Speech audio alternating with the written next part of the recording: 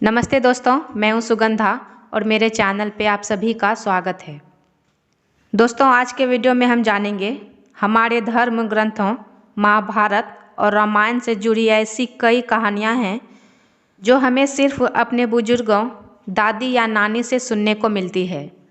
आज के वीडियो में मैं आपको बताऊंगी कि किस तरह अपनी भतीजी के प्रेम विवाह कराने के लिए श्री कृष्ण ने चली थी कौन सी चाल। इनके बारे में कभी आपने शायद ही सुना होगा।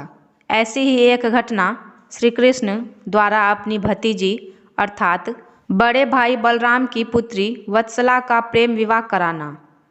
श्री कृष्ण ने अपनी बहन सुभद्रा का अभिमन्यु से प्रेम विवाह कराया था, यह तो सभी जानते हैं। आइए जानते हैं कि लीलाधर कृष्ण ने भतीजी का प्रेम विवाह कराने के लिए क्या लीला रची थी। कान्हा और बलराम। श्री कृष्ण वासुदेव और देवकी के पुत्र थे। वासुदेव की दो पत्नी थी, देवकी और रोहिणी। रोहिणी नंदगांव में रहती थी, जबकि देवकी और वसुदेव को कंस ने कारागार में बंद कर रखा था। जब कंस श्री कृष्ण को मारना चाहता था, तब वसुदेव श्री कृष्ण को अपने मित्र नंदराय के यहाँ नंदगांव में छोड़ आते हैं।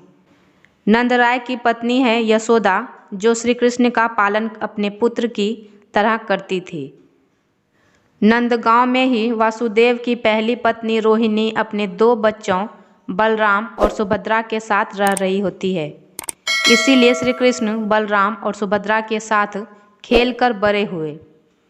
सुभद्रा के पुत्र हैं अभिमन्यु। सुभद्रा और कुंती के पुत्र अर्जुन के बीच प्रेम था। जब यह बात श्री कृष्ण को पता चलती है तो वह अपनी बहन का विवाह बिना बड़े भाई बलराम को बताए अर्जुन से करा देते हैं। अर्जुन और सुभद्रा के पुत्र उत्पन्न होता है, जिसका नाम है अभिमन्यु।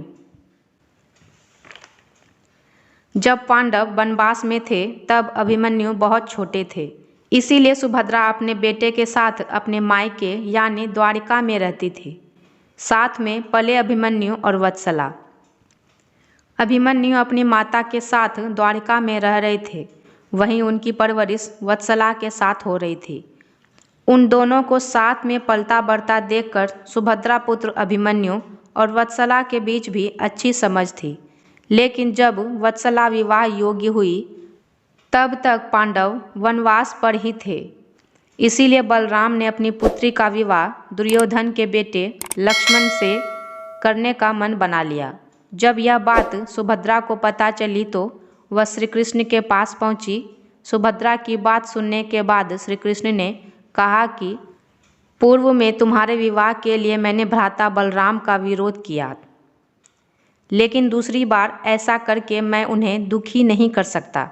हाँ, यह काम तब संभव है जब कोई मायावी राक्षस वत्सला का हरण कर ले।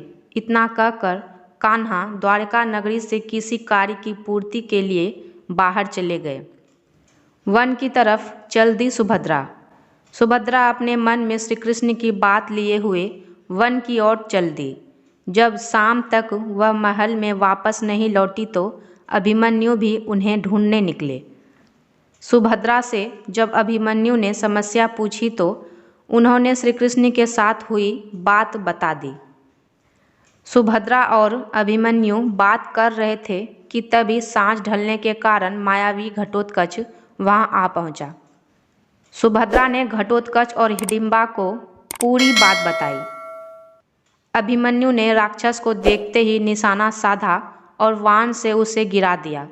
तभी घटोत्कच की माता हिडिंबा वहां आ पहुंची और यह क्या हुआ भीमपुत्र कहकर विलाप करने लगी। जैसे ही सुभद्रा और अभिमन्यु को पता चला कि जिस मायावी राक्षस को उन्होंने बाण मारा है वह भीम और हिडिंबा का पुत्र घटोत्कच है, तब वे दोनों भी उसकी देखभाल में लग गए। जब घटोत्कच को होश आया तो उसे पूरी बात बता दी गई। इस पर घटोत्कच ने उनका सत्कार किया और अंधेरा ढलने पर वन में आने का कारण पूछा। इस पर सुभद्रा ने घटोत्कच और हिडिंबा को पूरी बात बताई। घटोत्कच ने किया वत्सला का अपहरण। घटोत्कच भीम का पुत्र था, बुद्धिमान भी और बलशाली भी। जैसे ही सुभद्रा ने कहा कि ऐसा बोलकर श्री कृष्ण द्वारिका से बाहर चले गए, वह तुरंत समझ गया कि इसका आशय क्या है। तब घटोत्कच ने कहा कि अपने भाई अभिमन्यु के लिए वत्सला को हरण करने का कार्य वह स्वयं करेगा। फिर जब दुर्योधन अपने बेटे लक्ष्मण कुमार की बारात लेकर द्वारिका आया, तब घटोत्कच ने वत्सला का अपहरण कर अभिमन्यु के साथ उसका विवाह संपन्न करा दिया। इस तरह अपनी भतीजी के विवाह में बिना कुछ किए कान्हा ने सब कार्य पूर्ण करा दिए। मैं हूँ सुगंधा और मेरे चैनल का नाम है सुगंधा ज्ञान सुगंध। मेरा वीडियो अगर आपको अच्छा लगा हो तो लाइक करें, कमेंट करें और मेरे चैनल को सब्सक्राइब करना ना भूलें। धन्यवाद।